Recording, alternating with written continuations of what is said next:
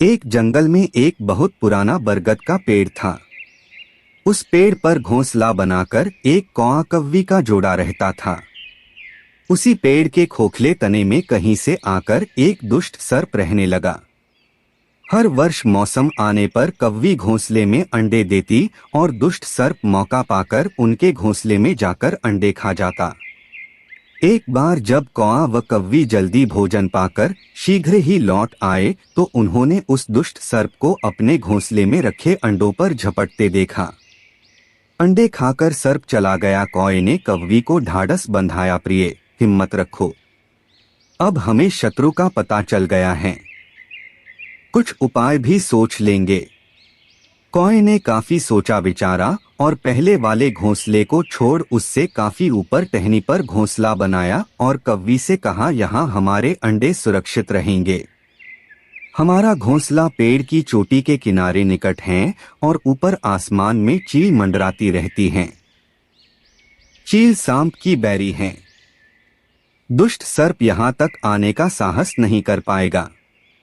कौवे की बात मानकर कव्वी ने नए घोंसले में अंडे सुरक्षित रहे और उनमें से बच्चे भी निकल आए।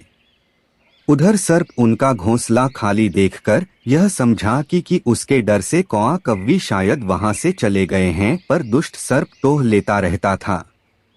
उसने देखा कि कौआ कव्वी उसी पेड़ से उड़ते हैं और लौटते भी वहीं हैं।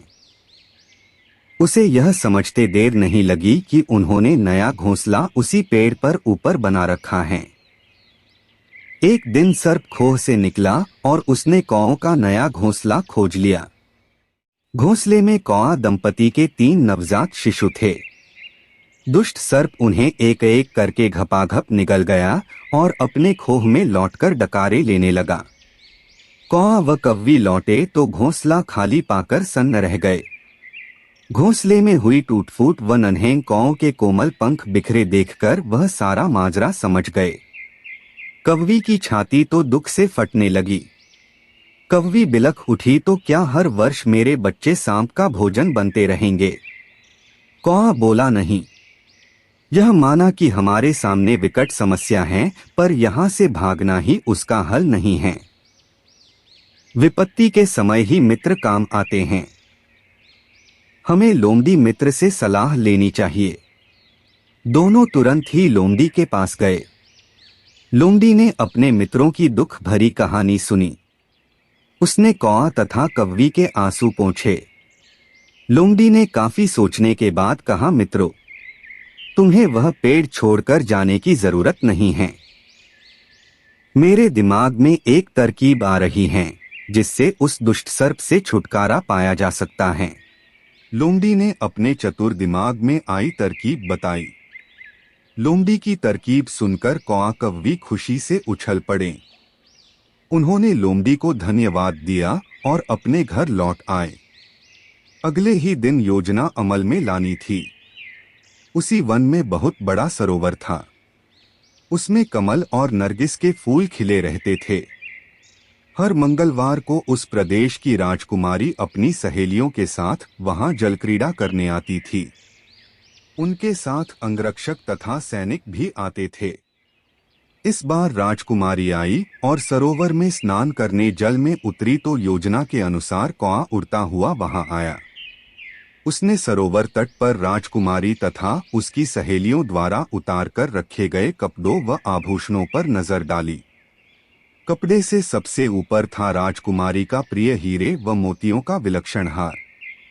कौए ने राजकुमारी तथा सहेलियों का ध्यान अपनी ओर आकर्षित करने के लिए काम का शोर मचाया।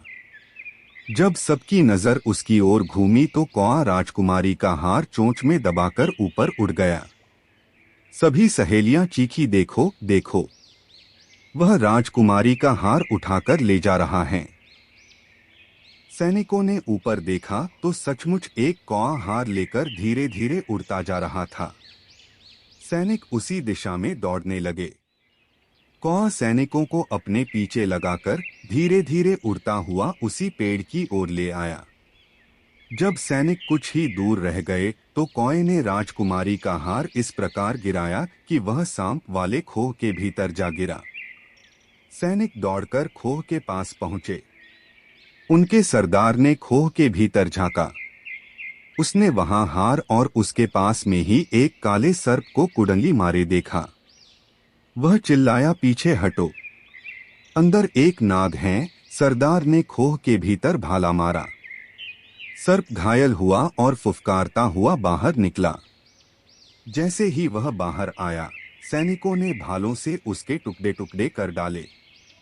तो दोस्तों, आज की इस कहानी से यह सीखने को मिलता है कि सूझबूझ का उपयोग कर हम बड़ी से बड़ी ताकत और दुश्मन को हरा सकते हैं। बुद्धि का प्रयोग करके हर संकट का हल निकाला जा सकता है। तो आज की कहानी यहीं समाप्त होती है।